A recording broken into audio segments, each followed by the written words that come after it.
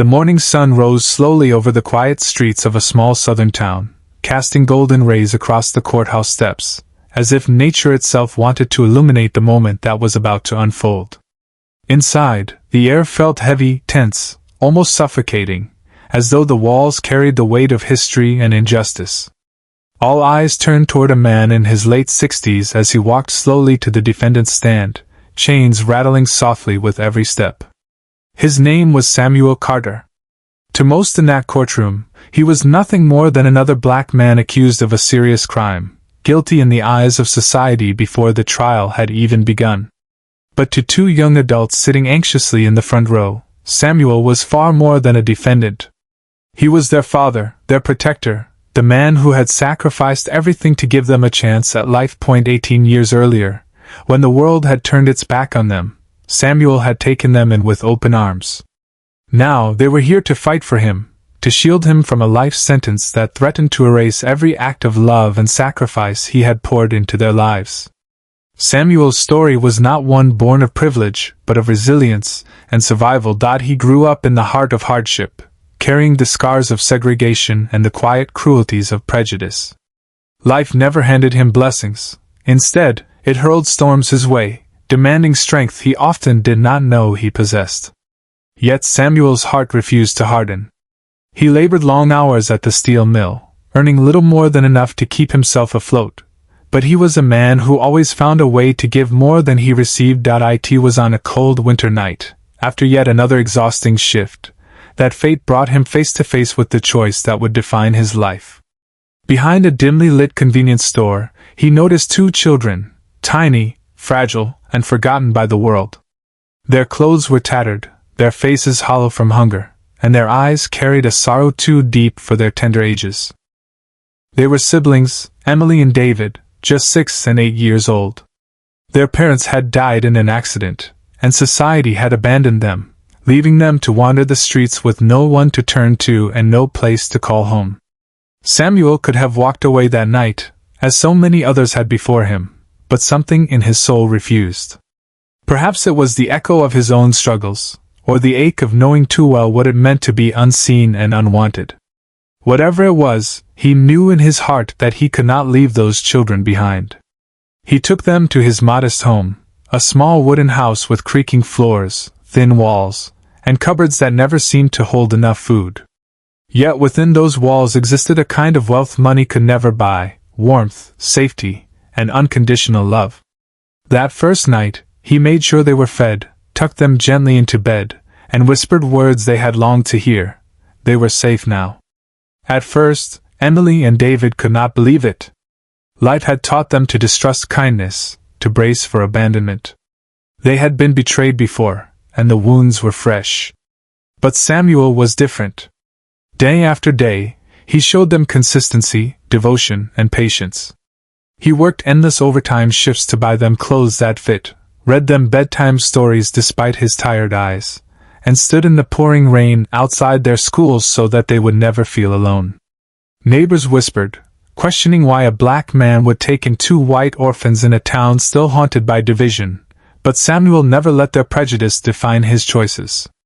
To him, love was colorless, boundless, and sacred. As the years passed, the children blossomed under his care.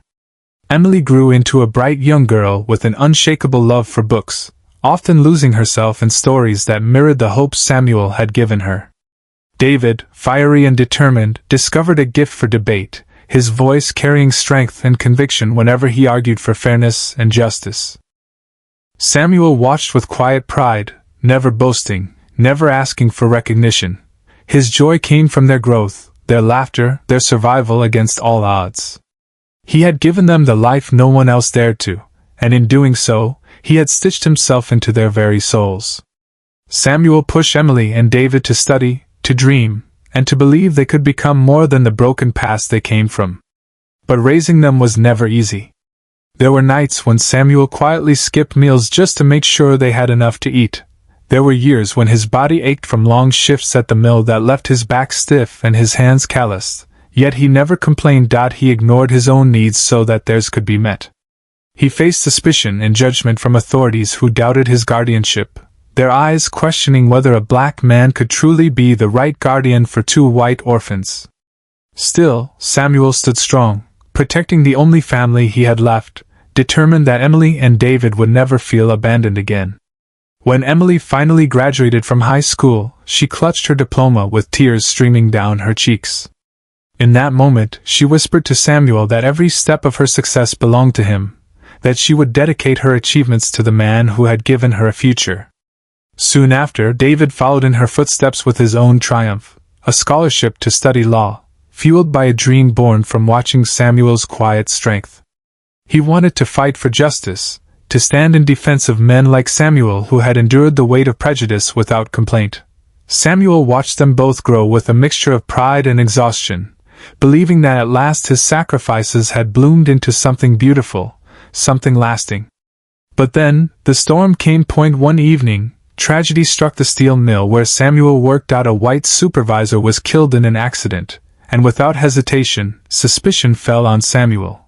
There was no evidence, no clear motive, nothing to tie him to the incident. Yet prejudice poisoned the air. Whispers spread quickly through town, and in the silence between those whispers lay an old, familiar verdict: it must have been him. The police arrested Samuel, charging him with a crime he had not committed. For the first time in his life, the man who had always stood tall seemed to stumble, his dignity weighed down by chains and the threat of a life sentence. The world seemed ready to turn its back on him. Yet Samuel was not alone. On the day of his trial, Emily walked into the courthouse wearing a professional suit, her eyes sharp with determination. She was no longer just a frightened girl from long ago, she was now a journalist committed to exposing the truth. Beside her stood David, no longer a boy but a young lawyer, ready to fight with every ounce of conviction burning in his soul. The children Samuel had once rescued were now standing to rescue him. When Samuel raised his hand to swear his oath, his wrists still bound in heavy chains, Emily and David raised theirs as well, their voices steady and unshaken.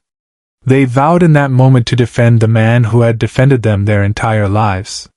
The courtroom watched in silence as David began to dismantle the prosecution's case, tearing apart contradictions, exposing inconsistencies, and revealing the weakness of the arguments against his father.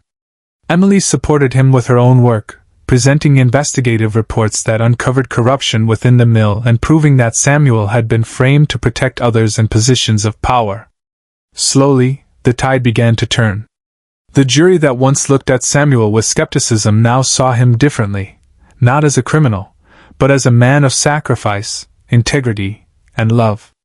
The chains around his wrists no longer symbolized guilt, they had become the clearest emblem of injustice. The hours dragged on like days, but at last the jury returned with its decision. The courtroom held its breath as the words rang out, powerful and liberating, not guilty. For a moment, time seemed to stop, and then the room erupted in a wave of relief and emotion. Emily broke down in tears, clutching Samuel's arm as though she never wanted to let go. David wrapped him in an embrace that spoke louder than any words could, an embrace that carried 18 years of gratitude, loyalty, and love. Samuel Carter walked out of the courthouse a free man, not because of luck, not because the system had suddenly become fair, but because the children he had saved refused to abandon him. Outside, the sun was setting, painting the sky with shades of gold and crimson, as if marking the end of a storm and the beginning of a new dawn. Samuel stood tall, his children on either side of him, his heart filled with pride and peace. Love had carried them through the impossible. Years ago, he had saved Emily and David when they were forgotten by the world. And now, when the world condemned him, they had saved him in return.